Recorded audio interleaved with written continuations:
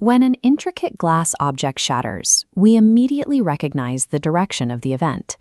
Our reality follows a strict one-way path from order to fragmentation. This experience vanishes at the microscopic scale. The equations governing the smallest particles in the universe lack a preferred direction for time. These collisions are time-symmetric. The math remains valid whether the particles move toward each other or rebound away.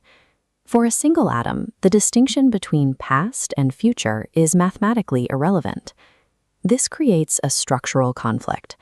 If the building blocks of existence are indifferent to time's direction, some other mechanism must be managing the universe's one-way ledger. Standard physics resolves this paradox through the second law of thermodynamics. The concept of entropy is often mischaracterized as mere mess or chaos. Entropy provides a specific count of microstates.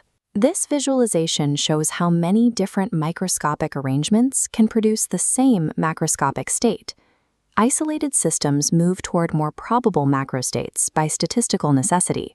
Heat and information disperse because high probability configurations mathematically overwhelm the rare low probability ones. The second law makes macroscopic reversal practically impossible, turning time into a statistical certainty. However, relying on statistics alone leaves a gap. We need to identify the geometric mechanism that actually enforces these probabilities. General Emergence Mechanics approaches this from a different layer. This is a geometric question beneath thermodynamics, rather than a replacement for it. This framework focuses on how the geometry of reality makes permanent structural commitments. Reality constantly tests various geometric routes, seeking paths that can successfully close into a stable loop. When a route successfully closes, it leaves a permanent structural trace. It solidifies into a fixed part of the network. This trace changes the admissibility of future paths. Reality has paid for this specific geometry, forcing subsequent routes to originate from this new strut. This locking of permanent traces creates irreversibility. The universe cannot return to previous states because the geometric constraints have physically changed. To understand the arrow of time, we must look at the routes that failed to lock into place. Within this framework, entropy is the residue of discarded alternatives. It represents the loss of geometric precision when a path fails to close. Entropy is what remains when reality refuses to pay for impossible geometries.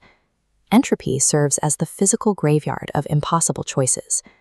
This shifts our understanding of time itself, moving away from conventional metaphors of flow. As we've seen, time is not the river.